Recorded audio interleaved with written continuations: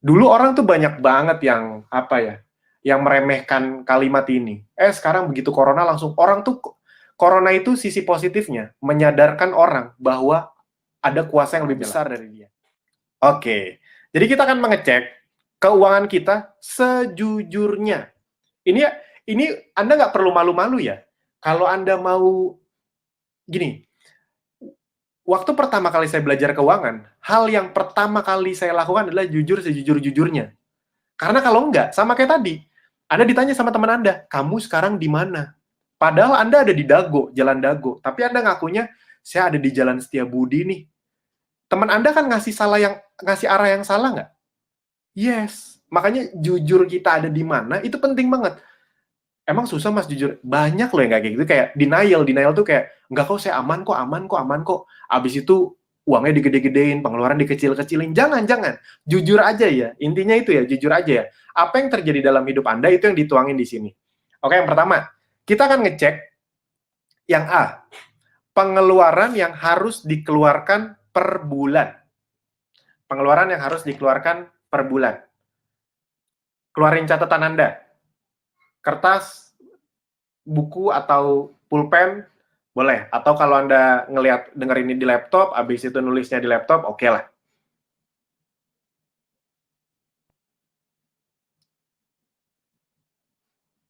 Saya kasih waktu, cari dulu. Oke. Nah, Anda mulai catat pengeluaran yang harus dikeluarkan. Kata kuncinya ini ya teman-teman Bapak Ibu semua ya. Harus di sini hubungannya sama kelangsungan hidup. Tolong dipahami. Ada beberapa pasti yang Anda bingung. Ini harus apa enggak ya gitu. Tapi ya logikanya gitu. Uang sekolah. Ada yang nanya, harus nggak? Ya saya tanya balik, anak kamu harus sekolah nggak? Kalau harus, ya tulis harus. Mas, kalau misalnya saya jajan di luar tuh misalnya kayak saya kalau sore tuh sering beli cireng gitu. Itu wajib nggak ya? Saya sih kebiasaannya gitu mas, pokoknya tiap jam 4 sore beli cireng saya. Kalau nggak bisa gitu kayaknya saya nggak mood. Saya nanya balik.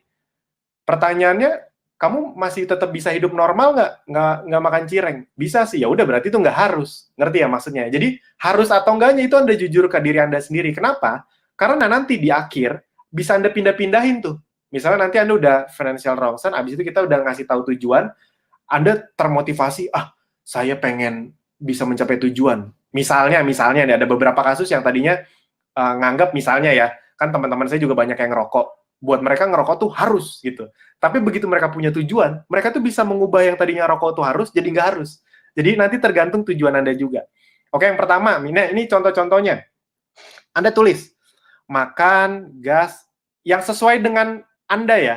Misalnya Anda misalnya masih umur 20-an, tinggal di rumah, makan tuh ditanggung sama orang tua, ya udah berarti Anda nggak usah nulis. Dan tolong ini ditulisnya sesuai dengan kondisi normal. Kalau bisa dengan kondisi normal dulu. Karena nanti ketika new normal, Anda akan bisa Anda kan ini kan judulnya di era new normal. Nah, tapi saya minta ini di kondisi normal dulu karena nanti Anda akan tahu apa saja yang bisa Anda hemat di new normal ini. Jadi kita pakai yang benchmarknya yang kemarin waktu belum corona. Jadi makan tuh per bulan berapa? Makan tuh ya beras, sayur. Kalau bisa setepat mungkin. Yang tahu Anda. Biasanya pas kayak gini langsung pada pusing nih. Iya ya, saya sebulan tuh tepatnya berapa ya? Ketahuan nggak pernah dicatat pengeluarannya. Kalau Anda nyatet pengeluaran, Anda pasti tahu pengeluaran makan per bulan tuh berapa. Ya nggak apa-apa. Nanti saya kasih tahu juga tips tools untuk tools untuk pencatatan pengeluaran. Saya sampai detik ini masih melakukan pencatatan pengeluaran. Sedikit motivasi untuk Anda yang bikin kapal besar sering tenggelam itu adalah lubang kecil. Lubang sekecil apapun bisa bikin kapal besar itu tenggelam. Jadi pengeluaran-pengeluaran yang tidak terlihat, yang tidak nggak sadar Anda keluarin, pas Anda hitung-hitung itu bisa gede banget dan itu yang bisa bikin keuangan kita kacau. Oh tadi saya lupa ngomong. Sambil Anda kerjain ini, tolong diingat baik-baik nih. ini salah satu, ini teori saya pribadi sih. Tapi saya rasa ini berlaku detik ini atau di zaman sekarang. Anda tuh, kita semua itu hidup di zaman yang sekalinya kita gagal secara ekonomi, kacau secara ekonomi, untuk ngebenerinnya itu butuh tahunan. Anda tiba-tiba bangkrut atau Anda tiba-tiba di PHK dan utang Anda menumpuk, itu ngebenerinnya kadang-kadang bukan cuma 1-2 tahun, kadang-kadang 5 tahun. Jadi manajemen keuangan itu sangat penting. Ya, saya pernah ngerasain. Sekali gagal sesuatu, ngebenerinnya ternyata bukan cuma 1-2 tahun. Ternyata bisa bertahun-tahun. Ada nggak utang yang sampai sekarang belum lunas-lunas, mau ngelunasin kayak susah banget. Pasti kan ada yang ngerasain kayak gitu. Nah, itu kan masalah yang tanpa sadar terjadi bertahun-tahun. Nah, jadi manajemen keuangan itu penting. Sip, silakan dilakukan. Makan, berapa makan? Dicatat detail ya. Makan, misalnya, Anda kan pasti punya pola dong. Beras. Oh, beras saya sebulan 3 karung. 3 karung 5 kilo misalnya aja. 3 karung 5 kilo. Berarti 5 kilonya itu 60.000. Berarti beras 180. Sayur. Tanya nih, kalau Anda cowok dan Anda tidak ngurusin ini, panggil istri Anda misalnya sekarang. Mah, nih, bantuin isi ini gitu. Kalau Anda yang udah punya pasangan, ajak pasangan Anda nonton ini nggak apa-apa. Bagus, kan tadi saya bilang, penting untuk suami istri saling ngerti ini. Karena kalau enggak, biasanya akan ujung-ujungnya pertengkaran nanti. Kan saya juga dulu pernah mengalami itu. Kalau sama-sama nggak ngerti itu biasanya yang terjadi gitu. Yang satu nggak ngerti terhadap sesuatu, yang satu nggak ngerti terhadap sesuatu. Selisih yang ada berantem. Padahal nggak ada yang perlu diberantemin. Cuma gara-gara saling nggak ngerti aja. Tuh. Itu salah satu ilmu juga. Saya pernah baca di satu buku, kalau dua-duanya paham ilmu keuangan, itu cenderung keluarga bisa lebih akur. Ya aminin aja. Semoga keluarga kita makin akur gara-gara. Jadi misalnya pas susah, ini kita bukan ngomong pas kaya doang ya. Pas susah, kalau sama-sama ngerti manajemen keuangan, sama-sama ngerti, sama-sama tetap happy, sama-sama mau berjuang. Itu maksudnya. Kalau pas kaya lagi happy, ya wajar. Kalau kaya happy kan wajar. Tapi pas sedih itu bisa nggak sama-sama berjuang. Itu ternyata sangat berpengaruh ilmu tentang keuangan. Gas berapa per bulan? Air berapa? Listrik berapa? Ayo, pusing nih biasa langsung. Berapa ya kita sebulan? Berapa ya kita sebulan? Langsung pusing biasanya. Anak sekolah berapa? Oh, nih anak sekolah juga lagi heboh nih. Banyak orang tua yang protes. Anak saya masih kecil jadi belum ada biaya pendidikan, tapi yang udah sekolah kan, waduh nih, sekolah dari rumah nggak efektif, tapi bayar sekolah nggak turun, kan banyak yang ngeluh gitu sekarang. Ya wajar. Dan itu kan tetap nggak bisa emang Anda bisa ngambil keputusan, udahlah nggak sekolah dulu, kan nggak bisa. Tetap harus dikeluarin ya. Pulsa harus nggak mas? Kan saya boleh aja nggak beli pulsa. Ya boleh, tapi kamu kalau nggak beli pulsa, hidup kamu lancar nggak? Nggak lancar, ya udah berarti harus gitu. Cicilan mobil, cicilan rumah, kalau ada asuransi, wifi, cicilan motor, gaji asisten rumah tangga, apapun ya, ini mungkin ada beberapa yang tidak ada di sini, Anda tulis ya. Oke, kalau Anda bingung, gini, perhatikan dulu. Kalau Anda bingung tuh maksudnya, aduh berapa ya? Minimal sekarang, detik ini, Anda tulis dulu komponennya. Apa aja yang wajib Anda keluarin tiap bulan. Komponennya aja dulu. Makan, habis itu kedua gas, yang kedua biaya pendidikan. Oh, pulsa saya masih dikasih orang tua, berarti enggak. Cicilan mobil nggak ada. Oh, wifi. Tuh. Cicilan motor saya punya. Cicilan motor. Tuh, silakan. Misalnya Anda anak, ada loh keluarga-keluarga yang kerja sama. Misalnya contoh, anak yang paling besar udah bisa nyari uang. Jadi bagian bayar listrik itu dia. Kalau untuk makanan, orang tua. Kalau bayar perawatan rumah, itu adiknya yang kecil. Yang udah kerja tapi yang lebih kecil. Jadi, yang Anda aja ya, yang Anda. Kalau Anda kepala keluarga, yang berarti kan semuanya. Tuh. Ibu kan juga maksudnya orang tua, berarti kan semuanya. Ini saya tadi ngomong anak maksudnya. Ada beberapa anak yang tinggal di rumah orang tua dan udah mulai kerja sama kan gitu. Udah mulai kerja sama, oh anak yang kedua bayar air, anak yang pertama bayar listrik gitu. Berarti sebagai anak Anda hitung listriknya aja. Oke. Sip ya. Tolong dulu dilengkapi semuanya. Bener-bener. Ingat-ingat. Kalau nentuin kita ada di mana aja gagal, ya nyampe ke tujuan juga gagal. Anda pakai Google Maps, Anda mau ke Jakarta dari Purwokerto, tapi Anda masukinnya bukan dari Purwokerto, Anda masukinnya dari Kudus. Di Google Maps-nya, Kudus, Jakarta. Ya salah dong, akan ngaco dia ngasih taunya. Nah sama, jadi ini penting banget. Saya sama konsultan keuangan saya ngomongin ini 1,5 jam. Beneran. Bukan karena pengeluarannya banyak, tapi trackingnya susah. Pas ditanya tuh baru kayak sadar, iya ya selama ini saya nggak begitu nyatet. Pasti kan ada beberapa yang kayak hal-hal sesepele. Makan berapa ya? Berapa kita makan ya? Makan di luar, apa segala macam. Atau makan di rumah, beras berapa ya? Sayur berapa ya? Kalau Anda misalnya ada jatah dari suami, misalnya jatah saya pokoknya untuk makan satu hari 50.000, nah itu enak tuh. 50.000 kali 30, 1,5 juta. Tapi kan banyak yang nggak kayak gitu kan, sekali beli buat 3 hari. Nah kayak gitu-gitu sering lupa nyatet tuh. Oke, sip. Saya lanjut. Kita harus ngejar waktu, biar banyak yang bisa dibahas. Yang kedua, pengeluaran yang bisa iya, bisa enggak. Bisa ya, bisa tidak per bulan. Ingat ya tadi per bulan ya? Per bulan. Kalau Anda belum sempat mikirin angkanya, minimal komponennya catat dulu. Komponennya catat dulu. Nonton. Ini ingat ya, pas normal.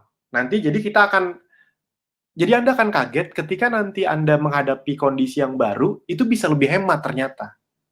Nah, jadi kita lihat dulu yang normalnya berapa. Nonton, makan di luar. Ada yang nanya, Mas, saya kosmetik itu wajib nggak sih?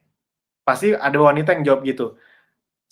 Saya tanya balik lagi, kamu kalau nggak pakai kosmetik ngaruh ke kehidupan nggak? Contoh misalnya, ada kantor yang sangat mementingkan penampilan. Misalnya Anda kerja di bank, di yang paling depan tuh, di teller. Itu wajib tuh, kosmetik. Tapi ada kantor-kantor yang memang, atau bagian-bagian yang sama sekali tidak perlu make up gitu. Contoh, termasuk di perusahaan kami sendiri, ketika lagi bekerja normal, di perusahaan kita, di SRA, nggak harus pakai make up, ya udah. Lu kalau emang bisa nggak pakai make up dan lu ngerasa, saya selalu bilang gitu, kalau lu nggak bisa pakai dan lu ngerasa itu ngehemat, ya udah ngapain pakai make up kan? Yang saya pentingin itu kan otak dan kinerja gitu.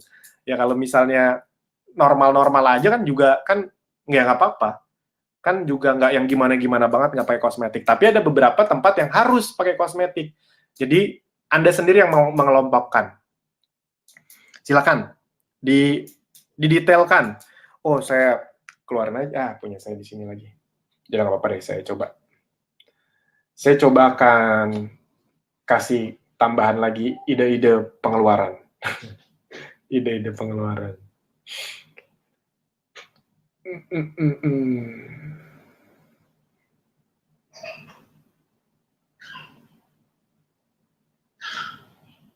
Nah, ini apa saja pengeluaran bisa, ya pertama itu untuk keperluan bayi, belanja Alfamart, Indomart atau belanja bulanan, buah-buahan, bensin, cemilan.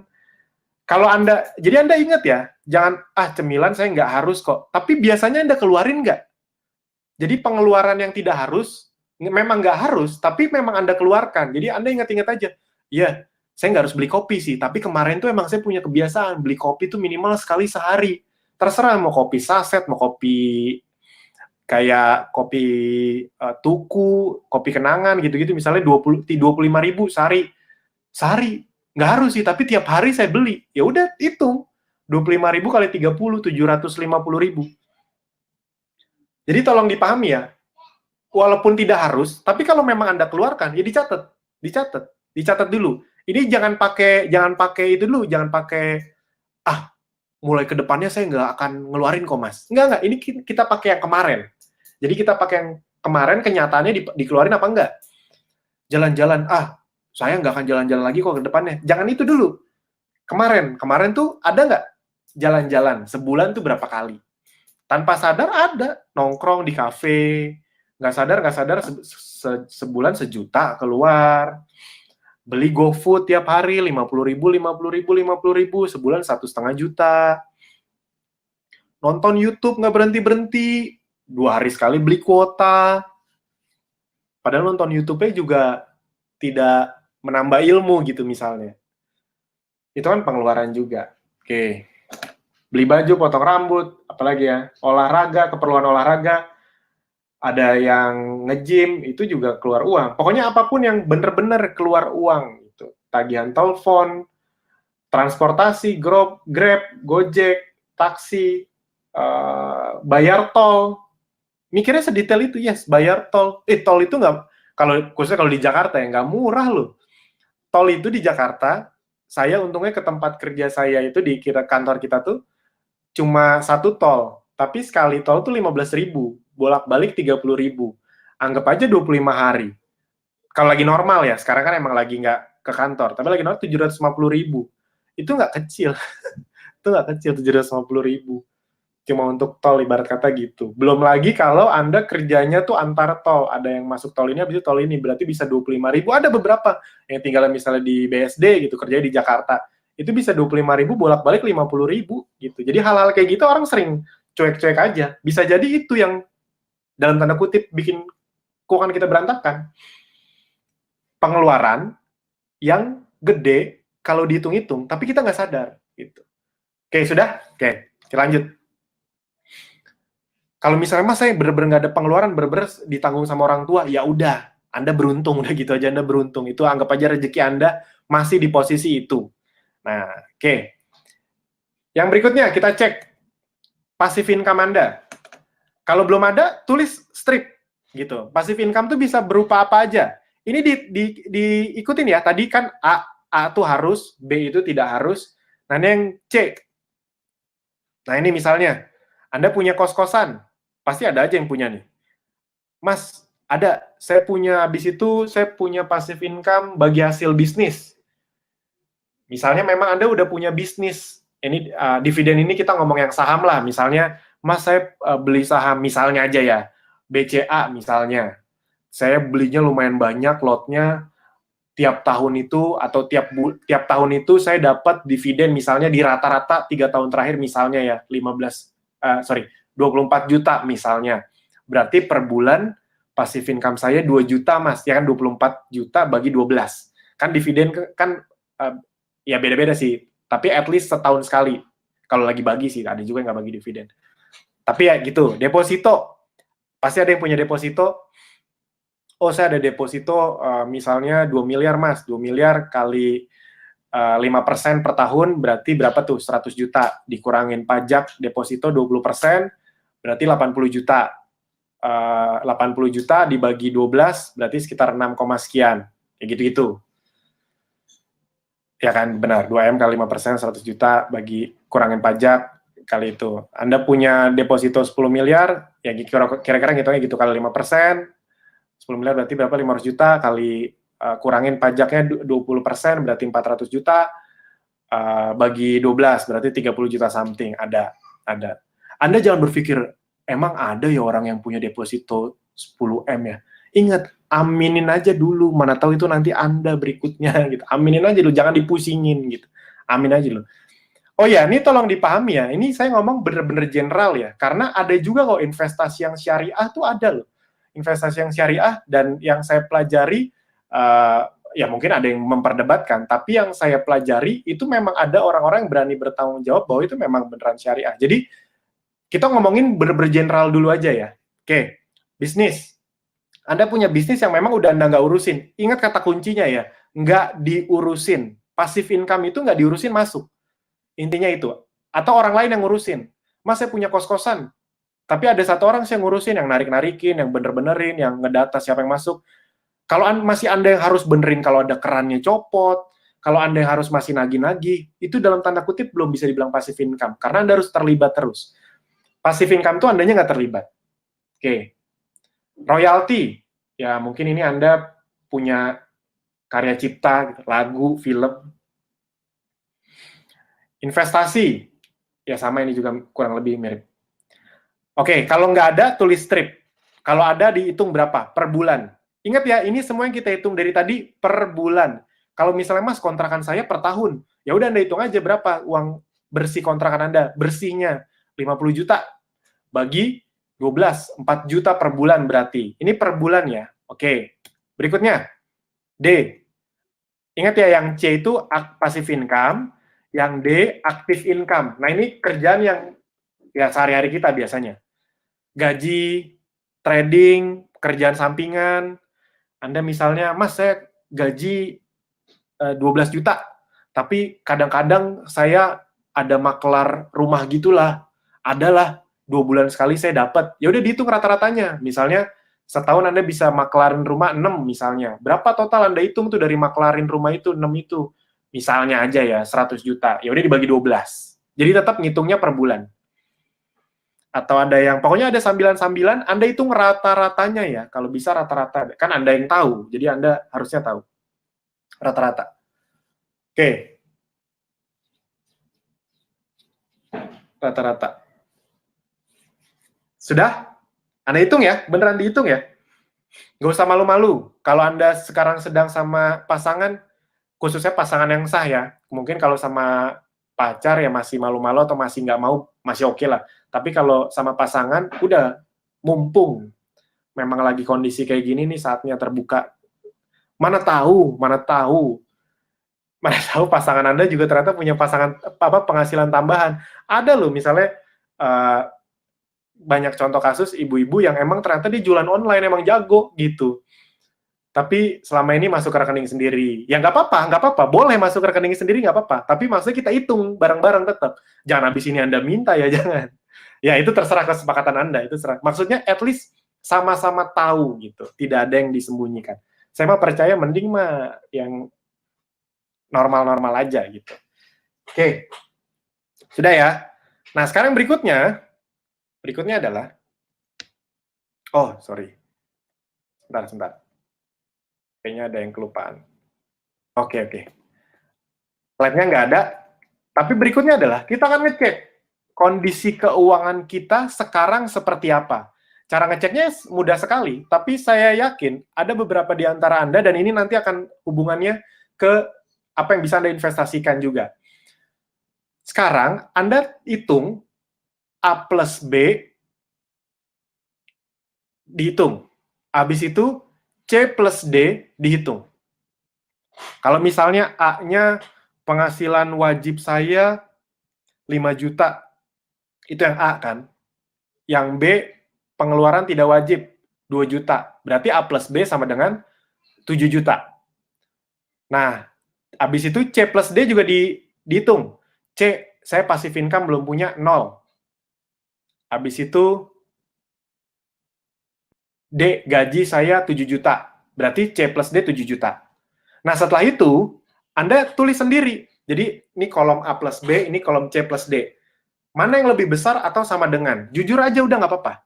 Jadi misalnya, ternyata kalau saya tambahin pengeluaran saya semua 10 juta, Mas. Sedangkan gaji saya 8 juta. Berarti pengeluaran saya lebih besar dari pemasukan. Yes, itu bisa kejadian di Anda detik ini juga. Dan Anda akan berpikir, kok selama ini saya bisa hidup ya? Gitu. Itu juga saya pernah ngalamin. Ada kondisi-kondisi kayak gitu. Bener deh, kan saya juga pernah susah. Kan kadang ya itulah keajaiban dan bantuan dari yang di atas itu kan luar biasa gitu. Kita bisa aja hidup gitu.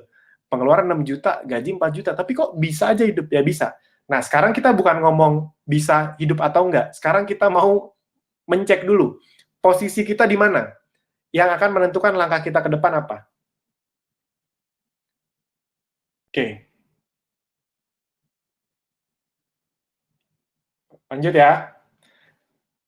Dihitung. A plus B itu apanya C plus D?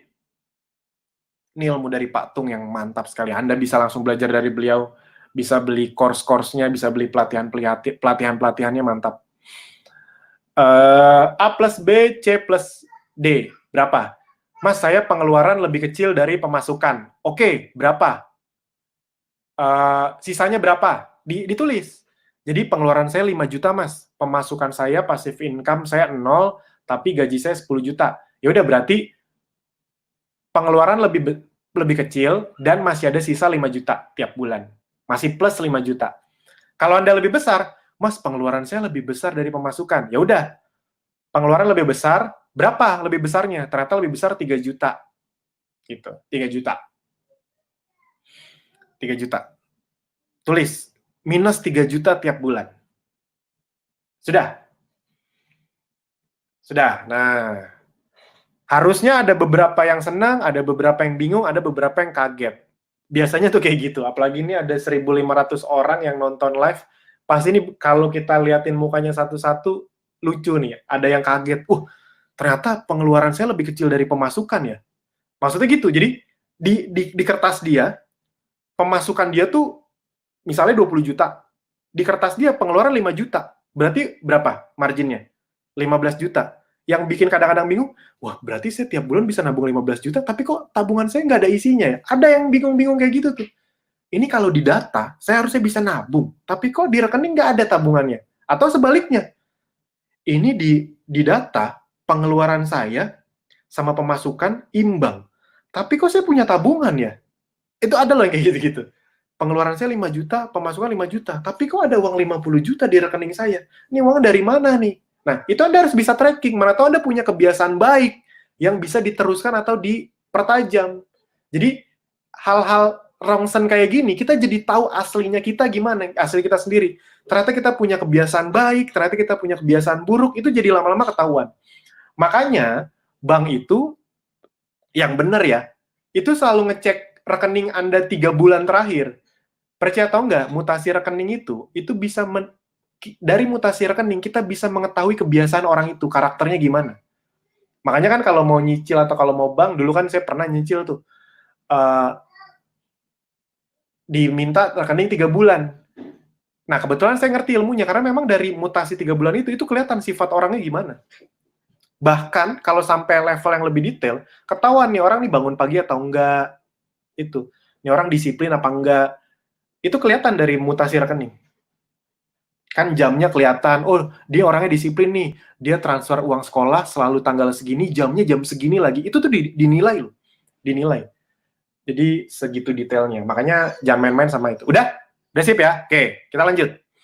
Udah ketahuan, kalau yang belum tadi sambil dicari-cari, A plus B berapa, dilengkapin lagi, C plus D berapa. Oke, sudah sip. Sampai situ dulu. Sampai situ dulu ya. Setelah ini, akan lebih seru lagi. Akan lebih seru lagi. Saya ingin stop di kondisi Anda sekarang gini. Oke, Anda harusnya udah mulai ada di pikiran Anda. Oke, faktanya di kertas. Yang nanti setelah ini bisa Anda benerin lagi. Misalnya contoh tadi, mungkin ada yang salah atau ada yang lupa. Ini enggak nih, ini pasti catatan saya salah nih. Dalam hati mungkin gitu. Orang pengeluaran saya 15 juta, pemasukan 15 juta, kok banyak tabungan saya 100 juta? Mungkin ada yang salah nyatet. Atau sebaliknya, ini pemasukan saya lebih besar, tapi kok saya nggak punya tabungan? Mungkin pengeluarannya kurang banyak yang ditulis, yang biasanya keluar. Jadi habis ini boleh dibenerin. Ini cuma untuk pengantar saja. Oke, itu yang pertama. Sekarang yang kedua. Setelah Anda udah tahu di mana, saya akan ngasih tahu tujuannya kemana. Apa yang mau saya, ini disclaimer lagi, apa yang saya mau tunjukin, ini saya belajar dari Pak Tung Desem Waringin, itu bagus sekali. Sekali lagi, ini sebenarnya ilmu normal. Banyak manajemen, financial planner yang juga ngasih ini. Tapi entah kenapa pas dengar dari beliau itu, saya kayak celing gitu. Padahal saya juga udah biasa ngeliat ini. Tapi pas beliau bawain lagi kayak yang gitu otaknya. Mungkin ada beberapa di antara yang pernah ngeliat ini. Tapi percayalah, ini akan tetap membuka pikiran. Nah sekarang, kita ingat tadi tujuan keuangan kita apa? Yang pertama, memiliki passive income lebih besar dari pengeluaran. Yes, itu dulu. Kita sepakatin dulu ya. Kita nggak usah ngomong kaya raya, kita nggak usah ngomong foya-foya dulu. Amin kaya, amin. Tapi kita ngomong yang normal dulu aja, yang karena kita bagian dari keluarga, kita bagian dari masyarakat, kita bagian dari agama, kita pengennya lebih dari cukup, kita pengennya yang membantu, bukan dibantu. Kalau bisa, amin. Jadi, gimana caranya bisa membantu orang? Ya gampang. Analogi di pesawat. Di pesawat itu selalu ada pengumuman, kalau udara menipis, jadi kalau di pesawat itu, saya yakin rata-rata Anda udah pernah naik pesawat, itu kalau ada pengumuman, kalau udara menipis akan keluar kantong udara langsung dari atas. Nah, ketika keluar kantong udara itu, disuruhnya adalah kita pakai dulu buat diri sendiri, baru pakein buat anak, buat apa, buat pasangan kita. Secara prinsip kenapa? Karena keuangan itu mirip kayak udara, ibarat kata gitu. Kita harus cepat, karena kalau kitanya aja sesak, yang lain ikutan. Kalau kita aja sesak, kita sulit ngebantu dia. Misalnya kita mau ngebantu dia pasang masker itu, saluran napas itu, tapi kitanya juga udah nggak bisa napas, kan nggak bisa. Nah, jadi kita ngomong hal yang paling sederhana dulu adalah mengamankan diri kita secara keluarga atau bermasyarakat. Aman. Kalau saya amannya itu, passive income lebih besar dari pengeluaran. Kok gitu? Apalagi kalau kita ngomong kita ya, sebagai orang tua atau kita sebagai pasangan. Karena kita bisa meninggal. Bisa dipahami. Jadi kalau aman, Mas, yang penting kan punya penghasilan lebih besar dari pengeluaran. Enggak, itu belum aman, karena kita bisa meninggal. Bisa dipahami ya? Saya punya pengeluaran sebesar apapun, kalau nggak pasif, istri saya nggak bisa dapat lagi. Ibarat kata gitu. Ibarat kata seperti itu. Jadi, yang kita kejar adalah pasif. Karena kita mikir bukan cuma untuk diri kita, tapi untuk keluarga, bahkan untuk keturunan kalau bisa. Amin, amin. Kan kita mikir yang baik-baik aja dulu. Yang kedua, memiliki dana darurat. Nah, untuk dana darurat ini, saya kasih langsung rumusnya aja. Rumusnya. Rumus dana darurat. Makanya ini sangat tergantung tadi Anda bener atau enggak bikinnya. Kalau nanti Anda masih ragu-ragu, beres dari sini, benerin lagi ya sama pasangan. Asli, ini kalau diomongin sama pasangan seru. Bukan cuma buat kaya doang. Jadi nanti pasangan juga tahu pas lagi susah tuh mau berjuang bareng gitu.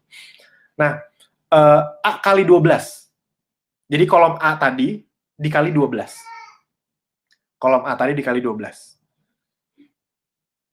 Silakan dihitung, pakai kalkulator. Kalau bingung pakai kalkulator. Yang A. Kalau mau lebih aman, A plus B kali 12. Tapi saran saya A dulu. Ini, mohon maaf ya, kalau Anda dengar ada suara anak kecil, itu bukan kuping Anda yang mengalami gangguan, memang anak saya lagi main di sebelah. Saya memang sengaja naruh tempat kerja saya di sebelah tempat anak saya main, biar bisa denger, gitu. Biar tetap bisa denger pas lagi kerja. Bisa aja di atas sebenarnya, cuma kalau di atas, saya, mumpung lagi work from home, saya pengen semaksimal mungkin dekat sama anak. Jadi, walaupun anak saya teriak-teriak, saya tetap bisa dengar. Oke, sudah. A kali 12. Mas, boleh nggak saya A tambah B kali 12? Boleh. Saya lebih suka A tambah B kali 12. Saya, jujur aja kalau saya ya. Tapi kalau di ilmu keuangan sih sebenarnya A kali 12. Tapi kalau saya pribadi lebih serak dengan A tambah B kali 12. Mas, tapi kalau A tambah B kali 12 jadi gede banget. Ya, terserah Anda. Kalau saya suka gitu.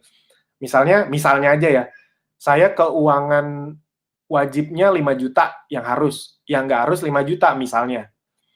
Berarti kan kalau harus 5 juta kali 12, 60 juta. Ya kan? 60 juta. Nah, saya lebih suka yang A plus B, jujur aja. Yang 10 juta dikali 12, 120 juta. Tapi kadang-kadang ada yang takut, yuk, saya masa harus nabung sampai 120 juta sih, Mas, kelamaan. Ya, makanya balik lagi, sepenting apa Anda mengamankan keluarga Anda? Kalau buat saya, penting banget. Penting banget. Kalau buat saya, penting banget. Mengamankan keluarga itu buat saya penting. Jadi, Vin, ini harus digedein dana daruratnya. Saya nggak nganggap itu beban. Saya nganggap itu, oke, gitu.